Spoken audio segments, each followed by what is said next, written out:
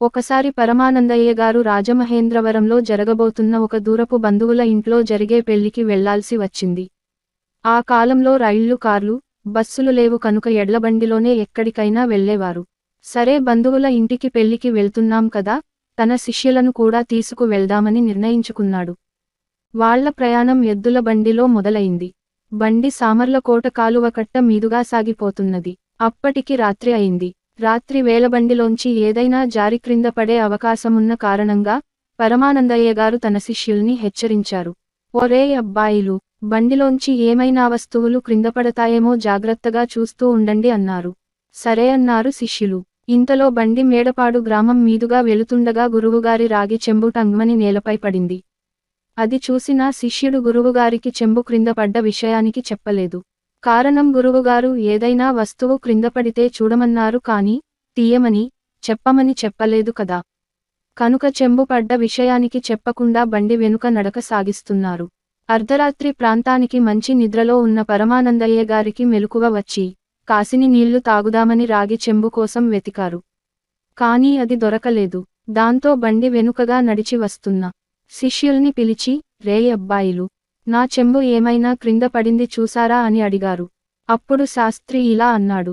కొబ్బరి బొండాం అంతలా ఉండి గుండ్రని అంచున్న చెంబేనా అండి?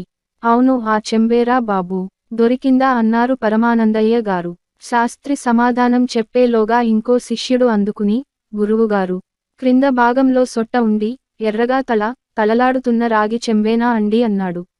గురువుగారు, అవును, ఆ చెంబేరా, దొరికిందా, ఇలా ఇవ్వు అన్నారు. అప్పుడు శాస్త్రి, ఎలా దొరుకుతుందండి? ఆ చెంబు మేడపాడు కాలవగట్టు పైన పడితేను అన్నాడు. దాంతో ఒళ్ళు మండిన పరమానందయ్య గారు, ఓరీ మూర్ఖులారా, క్రింద బడ్డ చెంబు తీయాలని తెలిసి చావదా మీకు అన్నారు. అప్పుడు శాస్త్రి, అదేంటండి, మీరేగా ఏదైనా క్రిందపడితే చూస్తూ ఉండండి అన్నారే కాని క్రింద పడింది తీసి ఇవ్వమని మీరు చెప్పలేదుగా అన్నాడు. దాంతో గురువుగారికి అర్థం అయింది తన శిష్యులు తాను ఏది చెబితే అది మాత్రమే చేసే అమాయకులు అని. సరే, ఇకపై క్రింద ఏది పడ్డా అది తీసి బండిలో వేయండి అన్నారు గురువుగారు. సరే సరే అన్నారు శిష్యులు సంయుక్తంగా. బండి కడియం గ్రామం పొలిమేరలు చేరుతుండగా బండికి కట్టిన ఎడ్లు పేడ వేయటం మొదలెట్టాయి. అది గమనించిన శిష్యులు నేలపై పడ్డ పేడను ఉండలుగా చేసి బండిలోకి విసరసాగారు. అప్పటికి మంచి నిద్రలో ఉన్న పరమానందయ్య గారి ముఖానికి ఆ శిష్యులు విసిరేసిన పేడ ముద్దలు టపటపమని తగిలాయి. ఆయన గబాల్న నిద్ర నుంచి లేచి చూశారు. ఇంకా మీద పడుతున్న పేడ ముద్దల్ని చూసి విషయానికి అర్థమై, ఒరేయ్ శర్మ, శాస్త్రి, నా మీద పేడ విసురుతున్నారేంటిరా అని అరిచారు. అప్పుడు శాస్త్రి, అయ్యా గురుదేవా, మీరేగా ఇందాక క్రిందపడ్డవి అన్నీ ఎత్తి బండిలోకి వేయమన్నారు. అందుకే క్రిందపడ్డ పేడని బండిలోకి విసురుతున్నాం అన్నాడు. అప్పుడు పరమానందయ్య గారు ఒక ఉపాయం ఆలోచించి ఒక పేపర్లో ఏ వస్తువులు క్రింద పడితే ఎత్తాలో వ్రాసి శిష్యులకి ఇచ్చాడు. ఈలోపు బండి కొండ ప్రాంతంలో ఎక్కసాగింది. గురువుగారు ఒక్కసారిగా బండ్లోంచి జారి పక్కన ఉన్న కాలువలో పడ్డాడు. పరమానందయ్య గారు సహాయం చేయమని గట్టిగా అరిచాడు. శిష్యులు వారి దగ్గర ఉన్న పేపర్లో గురువు గారు వ్రాసి ఇచ్చిన లిస్ట్ చూసి పరమానందయ్య గారిని పట్టించుకోకుండా వారి ప్రయాణం సాగించారు. అప్పుడు పరమానందయ్య గారు, నేను మీ గురువుని, నన్ను పైకి లాగండి అని కోపంగా అన్నారు. వెంటనే గురువుగారిని పైకి లాగి బండిలో ఎక్కించారు.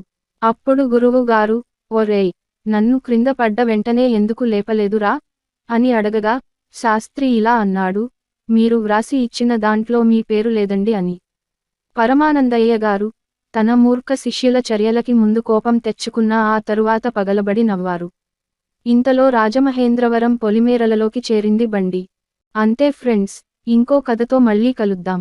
స్టోరీ నచ్చితే లైక్ కొట్టండి. అలాగే సబ్స్క్రైబ్ చేసుకోవచ్చు కదా ఫ్రెండ్స్. పుచ్చుక్ పుచ్చుక్.